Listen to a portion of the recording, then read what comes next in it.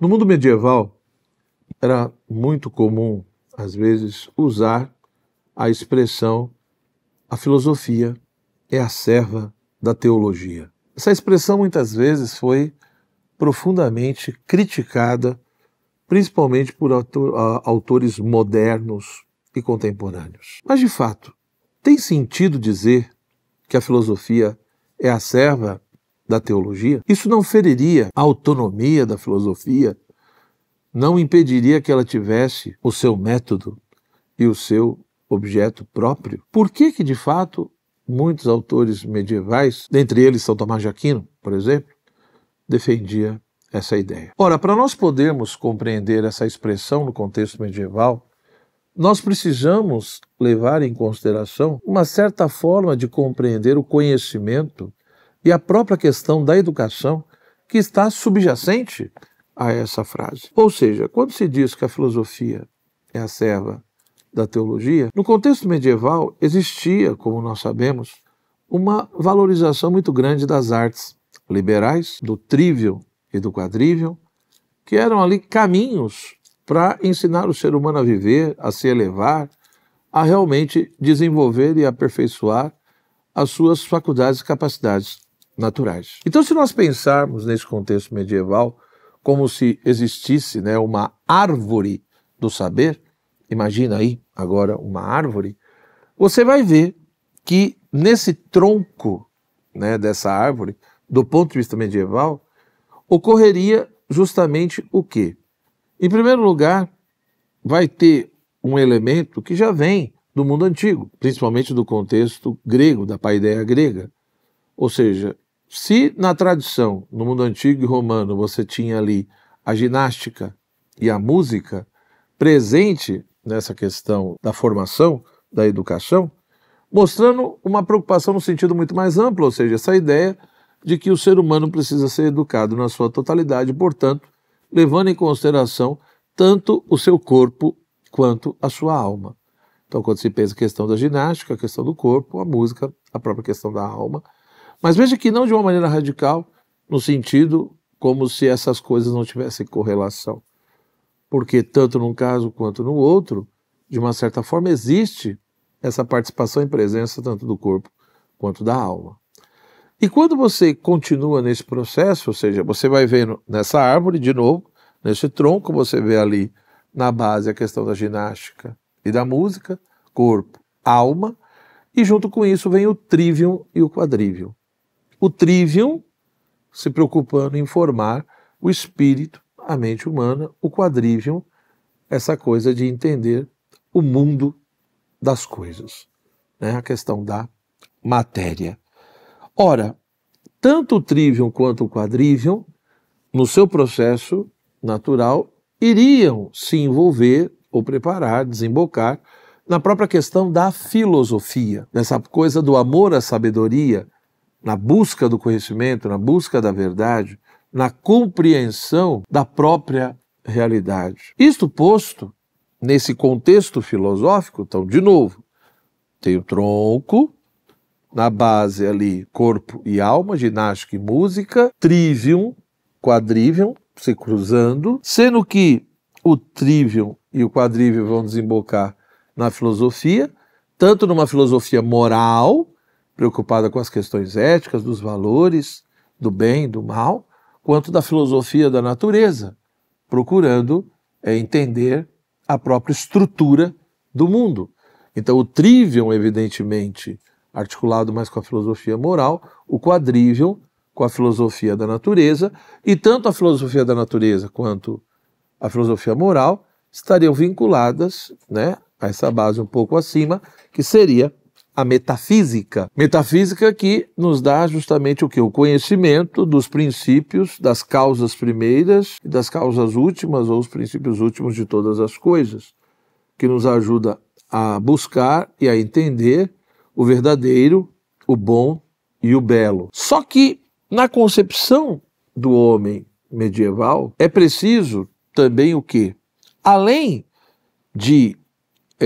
dessa estrutura toda, então, repito, você tem uma árvore do saber. Nessa árvore, na base, você tem a ginástica e a música, preocupação com o corpo e com a alma.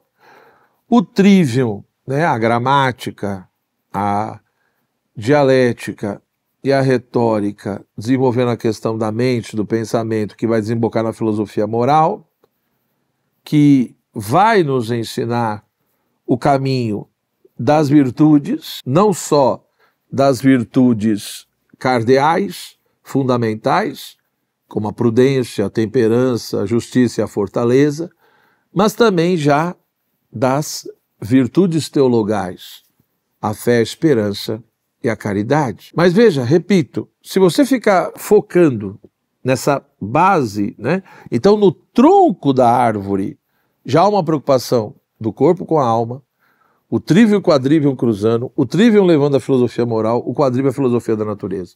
A filosofia moral vai nos ensinar as virtudes fundamentais, né? E a filosofia da natureza, a estrutura do mundo. As duas juntas dependem da metafísica, e a metafísica nos mostra as raízes, o fundamento da própria realidade, os princípios e causas primeiras de todas as coisas, né? E entendendo que tudo o que é verdadeiro, bom e belo.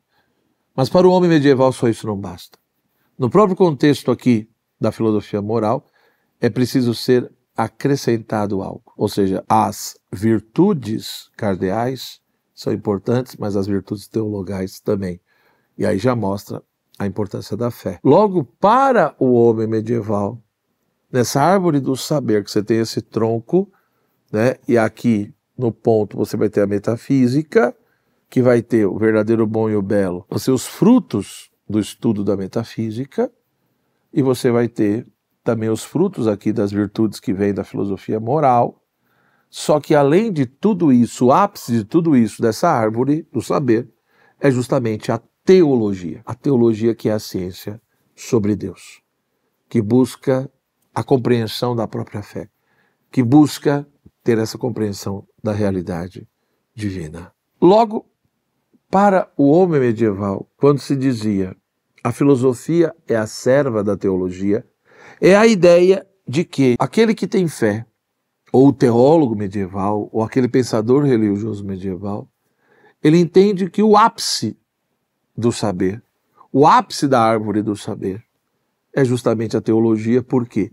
Porque é ela que vai me ajudar a se aproximar e a conhecer melhor a realidade divina, que é a realidade mais perfeita. São Boaventura, por exemplo, tem um texto chamado A Redução da Ciência da Teologia, onde ele não nega a importância e o valor das mais diversas ciências, seja das artes, por exemplo, das ciências mecânicas, né, ou das artes liberais. Ele fala a importância de tudo isso, como também da própria filosofia e as suas ramificações. Mas, no fundo, quando ele diz a redução das ciências à teologia, é a ideia de que Deus, de fato, se ele existe e é o ser mais perfeito, se ele é o absoluto e é o ser mais perfeito, então tudo, de uma certa maneira, todo tipo de arte, de ciência, deveria colaborar e convergir para o conhecimento dessa realidade que é suprema e que é a mais perfeita. Logo, dizer que a filosofia é a serva da teologia, por um lado, evidentemente, é dizer que a filosofia pode ser uma grande ferramenta pela qual o teólogo, o pensador cristão, pode adquirir uma compreensão melhor da sua fé, pode adquirir uma compreensão melhor da própria realidade divina. Então tem esse aspecto, sim, ou seja, dizer que a filosofia serve da teologia, quer dizer que ela pode ser uma grande ferramenta, um grande ponto de apoio, um meio para não só defender a fé, mas compreender melhor a própria fé. E só que isso, veja, dizer que ela é a serva da teologia, é óbvio que está se colocando a teologia, né, a ciência teológica, como a rainha de todo esse processo. A ideia de que a teologia está acima de tudo. Mas me parece que, se de fato parte-se do pressuposto de que Deus existe, é o ser mais perfeito e é a realidade mais plena e absoluta, evidente que o conhecimento mais elevado e a ciência mais perfeita que nós podemos ter, tem que ser justamente sobre esse ser que é o mais perfeito. Ora, o homem medieval, na sua maioria, na sua quase totalidade, acreditava nisso. Defendia justamente essa ideia. A ciência mais elevada é a teologia, porque ela trata do ser que é mais elevado e mais perfeito. Portanto, todas as outras ciências existem em função dela, ou deveriam colaborar e convergir e ir em direção a ela. Então é nesse sentido de que a filosofia é a serva da teologia. Ou seja, ela pode ser um grande meio, uma grande ferramenta, e que não significa necessariamente que você esteja negando a especificidade da filosofia. O próprio Santo Tomás admite que tanto a filosofia quanto a teologia, cada uma tem o seu objeto de estudo, cada uma tem o seu método, né? Então não se nega isso, né? A filosofia, ela vai estar fundamentada na luz natural da razão, buscando compreender a realidade no seu todo, enquanto que a teologia, ela vai estar fundamentada na revelação, na fé e procurando buscar compreender aquilo que realmente se aceitou pela fé. Então o método é diferente, o objeto também é diferente, mas não quer dizer necessariamente que haja uma contradição entre elas, e os autores medievais vão chamar atenção para isso. Então, o que nós podemos concluir é que a partir dessa visão, dessa árvore do saber medieval, cuja base é a ginástica e a música, ou seja, a preocupação tanto com o corpo quanto com a alma, o trívio e o quadrívio, né? O trívio desembocando na filosofia moral, o quadrívio na filosofia natural, as duas juntas se aproximando da metafísica, sendo que a filosofia moral levando para a questão das virtudes, e a metafísica ajudando a entender cada vez mais o que é o verdadeiro, o bom e o belo. Só que só isso não basta. Ou seja, tudo isso daí está muito fundamentado no esforço humano. Então, para o homem medieval, essa árvore do saber, a base dela na realidade, não tem que estar baseada só na ginástica e na música. Tem que estar baseada na piedade, num certo espírito piedoso. Então é a piedade, é o zelo, é o amor a Deus que me leva a percorrer todo esse caminho. E lá, apoiado na graça, eu consigo então adentrar esse âmbito da teologia. Não da teologia natural apenas, que a filosofia pode fazer, mas da teologia revelada, né? Aquela fundamentada numa revelação especial feita por Deus, cujo ápice foi a pessoa de Cristo. Então, o mundo medieval acreditava nisso. E nesse contexto, e a partir dessa visão dessa árvore do saber, realmente a teologia é a rainha. Ela é o ápice da busca do conhecimento, principalmente quando esse conhecimento se transforma em amor, né? Por isso que Santo Tomás vai dizer uma coisa muito interessante. Ele vai chamar a atenção dizendo, olha, o ser humano quando conhece aquilo que é inferior a ele eleva aquilo que ele conhece. Então quando o ser humano conhece uma pedra, uma planta, um cachorro, ao conhecer essa coisa e assimilar a sua forma de maneira imaterial, ele está elevando aquela coisa que era puramente material, para ser um estatuto espiritual por intermédio do conhecimento humano. Então o ser humano, ao conhecer o que é inferior, eleva esse inferior. Só que quando o ser humano tenta conhecer aquilo que é superior a ele, por exemplo, Deus, ao tentarmos conhecer a Deus, nós fazemos o contrário.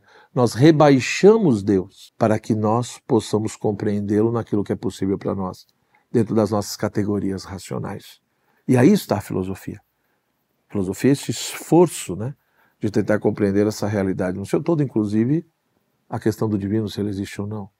Mas ao tentar fazermos isso, nós não estamos elevando as coisas, nós estamos rebaixando o objeto do conhecimento no nosso nível, para que a gente consiga entender alguma coisa. Por isso que São Tomás vai dizer, nesse mundo, nessa vida, é óbvio que nós só conseguimos amar aquilo que conhecemos e, portanto, todo amor pressupõe sempre um pouquinho de conhecimento. Mas, em relação a Deus, talvez o mais importante aqui seja amar. Porque quando nós tentamos conhecer a Deus, nós o rebaixamos do nosso nível para poder conhecer aquilo que é possível. Mas quando nós o amamos, não é Deus que é rebaixado, é Ele que nos eleva. Quando nós amamos a Deus, o amor de Deus nos eleva e nos ajuda a se aproximar cada vez mais dele. Por isso que para o homem medieval, a teologia, ela de fato é a rainha, é aquilo que está no ápice. Por quê? Porque é ela que vai fazer e vai possibilitar que o conhecimento se transforme em amor e, portanto, sejamos elevados. E nesse sentido é que a filosofia é a serva da teologia. Ou seja, a filosofia pode nos ajudar a se aproximar daquilo que é mais elevado. Não é a condenação da filosofia, não é a negação da filosofia, mas é o reconhecimento de que a filosofia, por mais que ela seja maravilhosa, ela é limitada. E mesmo sendo limitada, ela pode nos ajudar a se aproximar daquilo que é eterno, perene e absoluto, que é o sentido da vida. Se você gostou do vídeo, deixe aí a sua curtida, compartilhe, mas principalmente leia a bibliografia recomendada e aprofunde os seus estudos. Até o próximo encontro.